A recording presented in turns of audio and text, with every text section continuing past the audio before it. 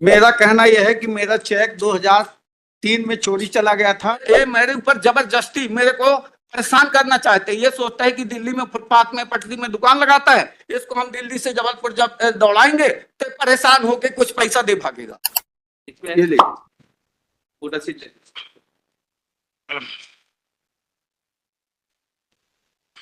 मेरे पास जो प्रति कर राशि की जो रसीद की फोटोकॉपी पड़ी थी, मैं उस कॉपी को न्यायालय के समक्ष पेश कर रहा हूं और इसकी मूल कॉपी मैंने अपने अधिवक्ता अजय पाल सिंह को दिया था। इन्होंने इसमें संलग्न नहीं किया, गलती इनकी थी। मेरा ये कहना है कि ये रिवीजन पोस्टिंग नहीं है, क्योंकि इनके खिलाफ अरेस्ट वारंट निकला हुआ है ट्रायल कोर्ट से। ये लगा नहीं, ऑर्डर शीट नहीं लगाई, इनको खुद जानकारी है इसकी। मुझे अपन हाँ, इनके खिलाफ क्या निकला हुआ? अरेस्ट वारंट निकला हुआ है इनके खिलाफ, क्योंकि इन्होंने कंप्लाइंस नहीं किया ऑर्डर का, अपील कोर्ट का। अपील कोर्ट का ऑर्डर देखे sir, para number 17। Para number 17 trial court में जो उसकी प्रोसीडिंग चल रही है, उस ऑर्डर शीट काफी पेश किया है क्या? नहीं, अभी मैंने नहीं पेश की। ये 4 साल से जब अरेस्ट वारंट के घर में गया है, जब भी आगे अर्जेंसी में ये केस लगाया हुआ है। 25 तारीख के लिए सर इसकी सुन ले, पहले इनकी सुन ले। आपका काम बहस करना है, उनसे उलझना नहीं है। जी ठीक जी, आपसे हम पहले बताया ना। हाँ, आपको बहस सुनना, आपका काम उनसे उलझना नहीं है जी। आप अपना पक्ष रखिए, बहस करिए और वो करिए जी, बिल्कुल नहीं उलझना है आपको जी। आपका काम अपना अपना पक्ष रखना है। ट्रायल कोर्ट में कल के लिए केस फिक्स है इनके खिलाफ अरेस्ट वारंट। आपको अपना जो बात कहना है वो बात कहिए, हम बात सुनने के लिए तैयार हैं। जी, तो इन्होंने कंप्लाइंस नहीं किया है और ना इन्होंने ये इस ऑर्डर का, तो इसके लिए रिवीजन मेंटेनेबल नहीं है, मेरा ये कहना है। अरेस्ट वारंट इशू है, कल के लिए डेट रखी गई है वहां पे, जब इनको नॉलेज हुआ 2019 से ये बाहर है सब। ठीक है, आपका और कुछ कहना है? मेरा कहना यह है कि मेरा चेक 2003 में चोरी चला गया था और मेरी सास लक्ष्मीबाई ने 266377 नंबर चेक को अकाउंट नंबर 848877 में उसने पेश किया। 266377, हाँ 266377 266377 को लक्ष्मीबाई ने ये पूरी चेक बुक मेरी सास चुरा लाई थी 2003 में, और जब मेरे को पता लगा तो मैं 2004 में 9/6/2004 को पुलिस को स्पीड पोस्ट के जरिए 9/6/4 को मैंने लिखित शिकायत पुलिस थाना मंदिर मार्ग को भेजी। 9/6/2004 को दैनिक मध्य प्रदेश पेपर समाचार कार्यालय कटनी में जाकर के मैंने शुल्क 600 रुपए जमा किए, और 10/6/2004 का प्रकाशन कराने के लिए आम सूचना दैनिक मध्य प्रदेश समाचार पत्र में प्रकाशित हुई है। और स्टाफ पेमेंट के लिए एप्लीकेशन में 7/6/2004 को फैक्स के जरिए जीपीओ नई दिल्ली को भेजा था। और जब मेरी चेक बुक चोरी चली गई 2003 में, और मेरी सास जब उस चेक के बारे में खुलासा हुआ कि ये चोरी कर लिए, तभी तो मैंने लिखित शिकायत की पुलिस थाने को पहली शिकायत 9/6/4 को की। इसके बाद मैं पुनः थाना जब गया तो मैंने पूछा थाने वालों से कि जो मैंने 9/6/2004 को स्पीड पोस्ट के जरिए लिखित शिकायत दी है उसके ऊपर क्या कार्रवाई पुलिस ने की, तो उन्होंने कहा दिखाओ कौन सी शिकायत है। तो जब मैंने शिकायत दिखाया तो उस पर 24/7/2004 को उन्होंने रिसीविंग दी 24/7/2004 को, उसमें लिखित शिकायत में मुहर भी लगी हुई है।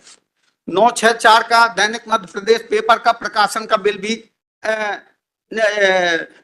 इसमें अपीली न्यायालय के समक्ष प्रस्तुत है। और मैंने नीचे की अदालत में लोअर कोर्ट में मूल दस्तावेज पेश न होने के कारण यह था कि एमसीआरसी 18/037/2014 या हाँ 18/037/2014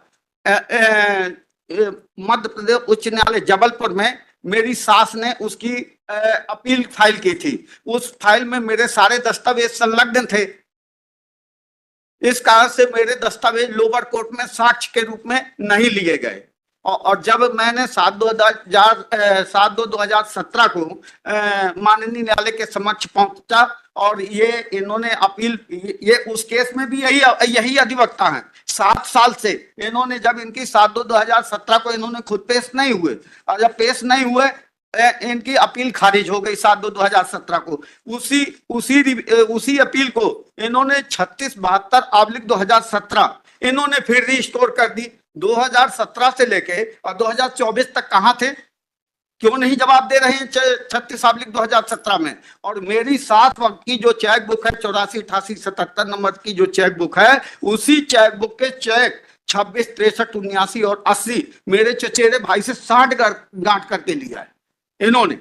और 2003 में जब मेरी चेक बुक चोरी चली गई, 2004 में मैंने स्टाफ पेमेंट के लिए एप्लीकेशन लगा दिया, लिखित शिकायत कर दिया, पेपर में प्रकाशन करा दिया। और मुकदमा जब चला तो लोअर कोर्ट कटनी ने क्या किया, 10/6/4 के प्रकाशन को 10/6/7 3 साल बाद की डेट लिखती। और लोअर कोर्ट ने यह गलती करी और मेरे को सजा सुना दी। जब मैंने अपीली कोर्ट में किया, कटनी कोर्ट में, अपीली कोर्ट ने उसको जब गौर से देखा तो ये अपीली कोर्ट ने ये देखा कि प्रकरण बाद में प्रस्तुत हुआ है और प्रकाशन और चोरी की शिकायत स्टाफ पेमेंट के लिए ये सारे दस्तावेज पहले प्रस्तुत किए। और जब उसकी आर्थिक स्थिति का आंकड़ा जायजा लिया गया तो उसके अकाउंट में उसके अकाउंट में मात्र 3200 रुपए थे 1997 से लेकर 2002 के बीच में। और जब उसने मेरे चेक को अपने अकाउंट में इलाहाबाद बैंक में क्लियरेंस के लिए भेजी, उसके पास मात्र 38 रुपीज थे। गरीबी रेखा का कार्ड बना है, मजदूरी का कार्ड बना है, बैंक का लेजर हमने भी पेश करवाया। और जब वो आर्थिक स्थिति से इतनी कमजोर थी कि वो जो मेरे ऊपर 1 लाख रुपए देने का आरोप लगाई थी, और वो जब न्यायालय ने इस बात की समीक्षा की, देखा कि जब ये झूठा आरोप लगा रही है दमाद के ऊपर, 1 लाख रुपए देने की ना तो हैसियत है, अगर इसके पास हैसियत होती तो ये इसके अकाउंट कहां से पैसा लेके आ गई। इसके अकाउंट में ना तो पैसा है, ना उसके पास चल संपत्ति, ना अचल संपत्ति, कोई ऐसी चीज नहीं जो कि बेच के साबित कर सके। तो ये मेरे चचेरे भाई को, मेरे सास के बारे में पूरी जानकारी है कि इसका विवाद इससे चलता है। मेरा चचेरा भाई जाके उसके साथ में तालमेल बैठा करके और उसी चेक बुक के चेक को इसने इस्तेमाल कर लिया। इसी चेक बुक के 26, 63, 77 को उसने यूज किया, 26, 63, 77, 79 और 80 को इन्होंने यूज किया। और ये स्टाफ पे ये दीजिए अदालत।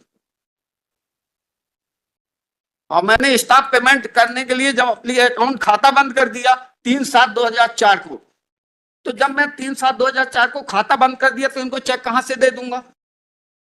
ये मेरे ऊपर जबरदस्ती मेरे को परेशान करना चाहते हैं। ये सोचता है कि दिल्ली में फुटपाथ में पटरी में दुकान लगाता है, इसको हम दिल्ली से जबलपुर जब दौड़ाएंगे तो परेशान होके कुछ पैसा दे भागेगा। और ये चीटिंग करता है, ये हमेशा मेरा चचेरा भाई। और आपकी न्यायालय के समक्ष भी मैं उपस्थित था उस दिन, जिस दिन भिखारी लाल वेन और विरुद्ध ब्रज किशोर कुर्मी का मुकदमा यहाँ चला। और उसने अंजलि पालो जज साहब ने उनको उनकी जमानत भी खारिज कर दी थी कि सुसाइड नोट होने के कारण जमानत खारिज की जाती है। और ये हाई कोर्ट में जब जमानत की लगी इनकी ब्रज किशोर की, तो उन्होंने उससे गायब करवा दिया।